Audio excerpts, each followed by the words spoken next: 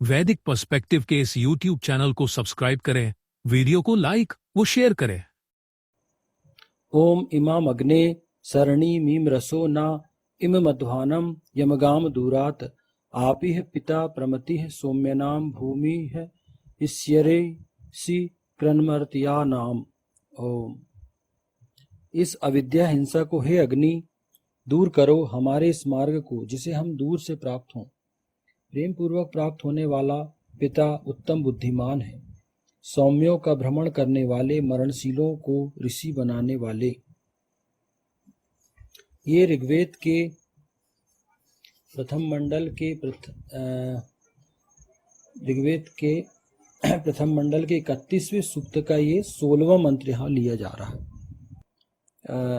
कर्तव्यों को भी पूर्ण करने का प्रयास करते हैं, क्योंकि वहाँ के नियम कानून भी कठोर है, मैंने ये बताया। लेकिन वही चीज ये है कि आपको भी अगर वैसी सफलता चाहिए तो आपको भी शिक्षित होना होगा।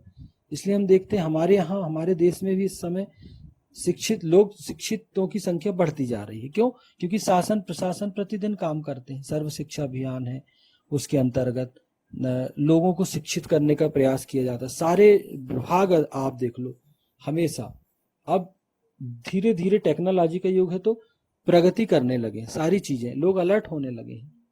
आप देखो जगह जगह पर आप जाएंगे तो पुलिस की चेकिंग रहेगी वाहन में, हेलमेट आपके लिए अनिवार्य है। क्यों? क्योंकि हेलमेट लगाने से पुलिस वालों का क्या होगा, या जो आपकी सुरक्षा में है, चालान बना रहे, उनको कोई फायदा है क्या? नहीं, क्योंकि वो इसलिए खड़े हैं वहां पर कि भैया आप हेलमेट लगाइए, आपकी सुरक्षा होगी। वो आपकी सुरक्षा के लिए वहां पर खड़े हैं। लोग देखते हैं हेलमेट नहीं लगाते, शॉर्टकट से भागने की कोशिश करते हैं। फिर कई बार दुर्घटना होती तो पता चला कि हेलमेट नहीं लगाया, उसकी वजह से बहुत बड़ी कोई दुर्घटना हुई, किसी की तो जान भी चली जाती लोगों की। तो हम शिक्षित नहीं होना चाहते। हम क्या सोचते हैं, कहीं से कट जाएं, अरे कहाँ ये चेकिंग चल रही है। अरे भैया आप हेलमेट रखो ना अपनी गाड़ी में, हेलमेट लगाएंगे आपको कोई नहीं रोकेगा। तो ये चीज है कि आप अधिकारों का प्रयोग तो करना चाहते हो, लेकिन कर्तव्य जो आपके निश्चित किए गए वो कर्तव्यों को आप पूर्ण नहीं कर पा रहे। यही चीज है कि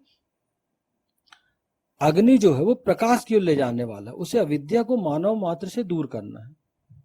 क्यों? क्योंकि जितना आप अविद्या को दूर करते जाएंगे अपने आप से, आप देखेंगे आपका जीवन उतना सक्सेस होता चला जाएगा, उतना सफल होता चला जाएगा। आप अशिक्षा को दूर करिए अपने जीवन से, जानिए कि आपके लिए क्या कहा गया है। जिस देश में आप रहते हैं वो देश का कानून आपको क्या आदेश देता है, कैसे आपको रहना है, आप उस आधार पर अपना जीवन जिए। ईश्वर क्या कहता है, वेद क्या कहता है, वेद आपको प्रकाश की ओर ले जाने वाला है। आप उस आधार पर अपना जीवन जीने का प्रयास करिए। आप देखेंगे आपका जीवन दिन प्रतिदिन सरल होते चला जाएगा। इसी प्रकार हिंसा को भी मानव मात्र जन सामान्य से बहुत दूर कर देना है। हाँ, जैसे अंधकार को दूर करना, उसी प्रकार हिंसा को भी मानव मात्र जन सामान्य से बहुत दूर कर देना। हिंसा सही नहीं है। हिंसा को अनावश्यक हिंसा नहीं करनी चाहिए। हिंसा अनावश्यक नहीं करना चाहिए, क्योंकि हिंसा शांतिपूर्ण जीवन व्यक्ति को जीने का प्रयास करना चाहिए। हाँ, ये नहीं है कि हिंसा नहीं करना कि आप पर कोई किसी ने प्रहार किया, आपको कोई मारने आ गया तो वहां शांत बैठे। नहीं, अगर हिंसा आप पर आरोपित की जाती है, सामने वाला हिंसक है, अनावश्यक हिंसा कर रहा, तो जवाब देना पड़ेगा आपको। जवाब दो, आपको उनकी वो तभी मानेंगे। यहां ये बोला गया कि आपका शक्तिशाली होना बहुत आवश्यक है, हिंसक होना नहीं, शक्तिशाली होना आपका बहुत अधिक आवश्यक। जैसे वर्तमान में यदि हम देखें तो अभी हिंदुस्तान ने जो पाकिस्तान की पिटाई किया, क्यों? कब तक सहेंगे हम हिंसा? अनावश्यक आप हिंसा कर रहे हो, अनावश्यक आप हमको आतंकवादी हमले करवा रहे हो, तो एक्शन तो लेना पड़ेगा ना। अभी दिए भारत ने बहुत जबरदस्त, हमारी सेनाओं ने, हमारी सरकार ने जबरदस्त पिटाई की, उसके बाद अभी शांति है, बढ़िया। तो हिंसा अगर सामने वाला आप पर आरोपित करता है, हिंसा मजबूर करता है, तो करना ही पड़ेगा ना आपको हिंसा। लेकिन यहाँ ये है कि आपको, ईशान कहता है कि हिंसा को, वेद कहता है कि मानव मात्र जन सामान्य से बहुत दूर कर देना है। आपका स्वभाव ऐसा होना चाहिए कि आप शक्तिशाली बने, हिंसक ना बने, अनावश्यक हिंसा ना करें कि आप किसी से भी लड़ रहे हैं, अपने पड़ोसी से लड़ रहे हैं, छोटी छोटी चीजों पे सहन करने वाले बने आप, एक दूसरे को एडजस्ट करें। ये वेद ये कहता है कि आप मानव मात्र को मानव की तरह रहना चाहिए, हिंसा का ज्यादा सहारा नहीं लेना चाहिए। अविद्या के कारण व्यक्ति अपना स्वयं का हित करता है तथा हिंसा के माध्यम से व्यक्ति अन्य निर्दोष लोगों को हानि पहुंचाता है। अविद्या के कारण व्यक्ति, अज्ञानता के कारण स्वयं का हित करेगा, वो किसी का हित नहीं करता। अविद्या व्यक्ति का स्वयं हित करती है।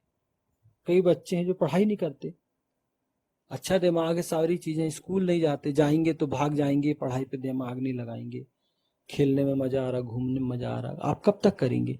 एक आयु विशेष तक आप ये कर पाएंगे।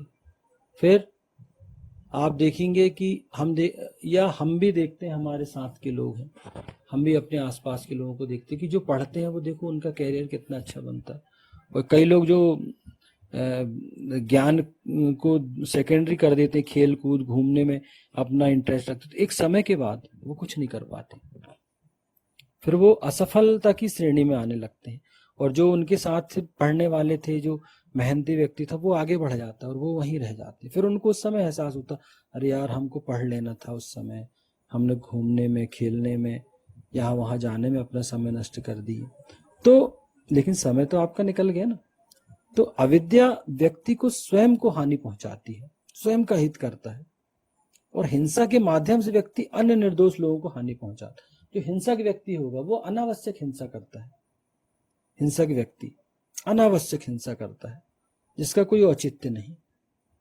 और चला किसी से भी लड़ रहे हैं आप, अनावश्यक लड़ रहे हैं और दूसरे लोगों को परेशान कर रहे हैं, निर्दोषों को मार रहे हैं। आप हिंसा करके क्या करते हैं?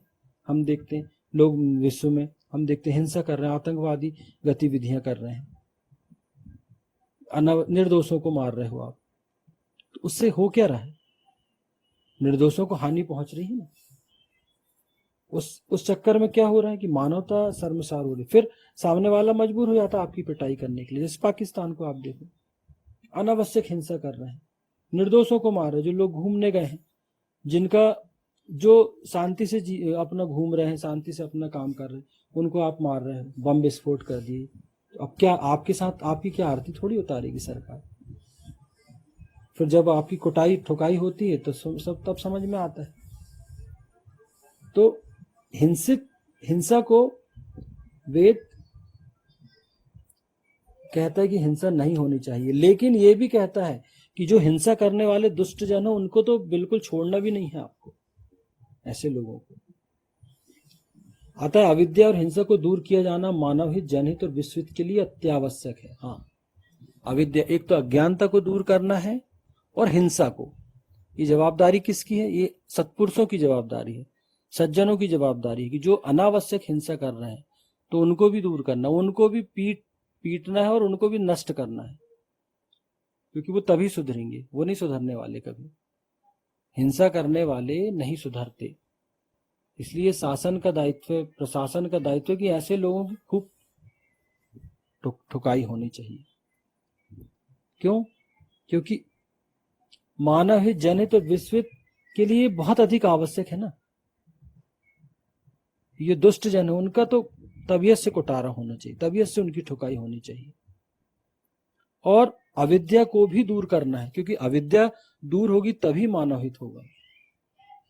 यदि व्यक्ति अविद्या और हिंसा के मार्ग को त्याग कर ईशान के आदेश पालन का मार्ग अपनाता है तो वह ईशान से कितनी ही दूर क्यों ना हो, किंतु ईशान परम परमात्मा उसे दूर से ही प्राप्त हो जाता है।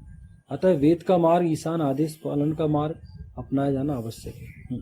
व्यक्ति यदि अविद्या और हिंसा के मार्ग को त्याग कर, कोई व्यक्ति हो, शिक्षित होना चाहे, अविद्या अज्ञानता से मुक्त होना चाहे, हिंसा से मुक्त होना चाहे, तो अगर वो ये प्रण कर ले कि मुझे हिंसा नहीं करनी, मुझे अज्ञानता में नहीं रहना, तो वो प्रयास करे